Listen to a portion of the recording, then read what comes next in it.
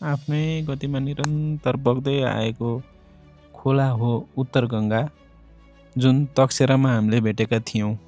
पारीको सेरा गाउँ, माथिल्लो सेरा गाउँ अझ माथि छ र वारी चाहिँ तक गाउँ। यो दुईटा मिलेर तकसेरा भनेर चिनिँदो रहेछ। तकसेरामा हामी घुमेको र स्थानीयसँग कुरा गरेको भिडियो मैले अपलोड गरिसकेको छु, तपाईहरु गएर हेर्न सक्नुहुन्छ। गाउँ एकदमै रमाइलो छ। गाउँ घुम्दै गर्दा फेरि थाहा भयो यहाँका लगभग आधाउधी घरहरू चाहिँ खाली भइसकेका रहेछन्, जुन बसाइ सरेर प्राय दाङ काठमाडौँ पोखरातिर बसाइ सरिसक्नु भएको रहेछ। तैपनि आन्तरिक पर्यटकहरू चाहिँ गइराख्नु भएको थियो। यो कार्तिकको महिना पनि लगातार पानी परेकोले 2-3 दिन पानी परेको थियो। सो आज मात्रै अलिकति पानी बिदा भएको थियो। तैपनि बाटोहरू चाहिँ हिल्याम्मै थियो। पारी मोटर गुड्ने पुल अझै नबनेकोले हामी चाहिँ झोलङ्गे पुलबाटै हिँड्नु परेको थियो। सायद बर्खामा ठुलो खोला आउँदा पारीको वारी गाडीहरू हुन्छ होला। यतैबाट मैकोट बेलमा ब्रिज पनि जान मिल्दो रहेछ, तर हामी यहीँबाट फर्क्यौँ।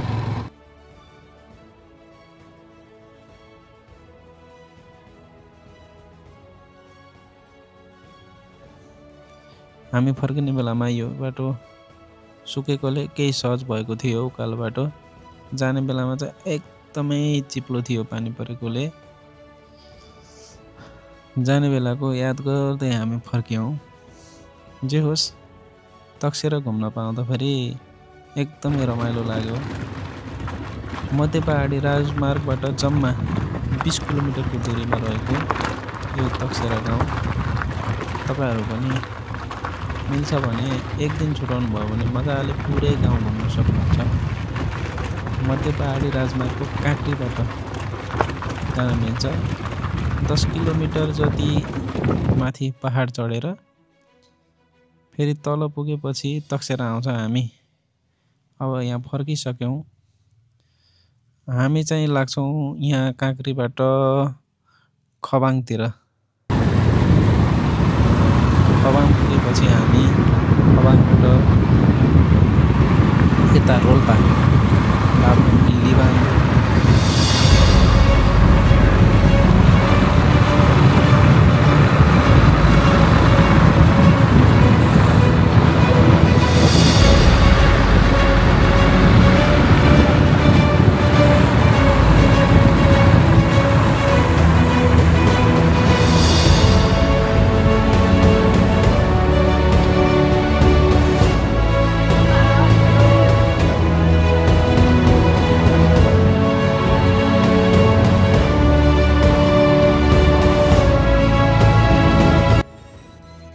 यो ब्याकग्राउन्डमा देखिरहेको गाउँ हो रोल्पाको थबाङ।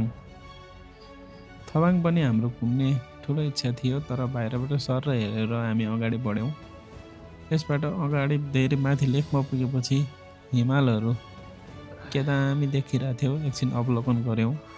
त्यसपछि हामी ओह्रालो केही तल झरेपछि रोल्पा खरिबोट पुग्यौँ।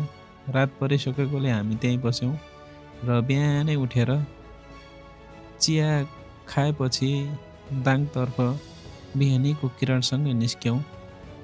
बाटो तेर्सो अफरोड भए पनि बनाउँदै गरेको चौडा राम्रो थियो।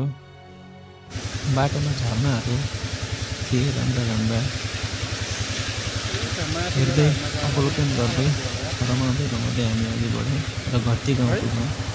घरती गाउँ पुगेपछि हामी त्यहाँबाट अर्को वैकल्पिक राजमार्ग रहेको स्थानीयले बताएर हामी लाग्यौँ सल्यान कपुरकोट हुँदै तुलसीपुरतर्फ जाने निर्णय गऱ्यौँ।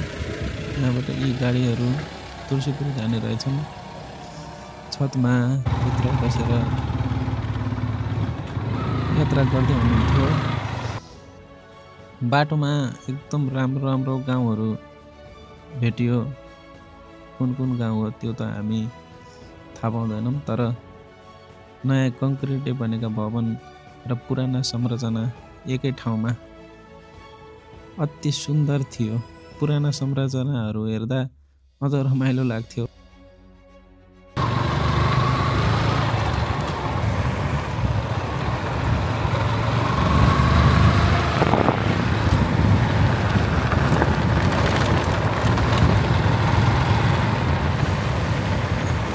यी पछाडिका पुराना संरचनाहरूको एकदमै आफ्नो महत्त्व छ। एकदमै राम्रो देखिने वारिपारि चारैतिर पहाड, बिचमा समतल भूभाग। अगाडि बढ्दै जाँदा स्थानीयहरू मजाले खेतमा काम गरिरहनु भएको थियो। सबैजना मिलेर हेर्दा एकदमै आनन्दित भयो। त्यसपछि केही माथि कपुरकोट झर्नुभन्दा माथि डाँडामा पुगेर एकछिन बस्यौँ र हामी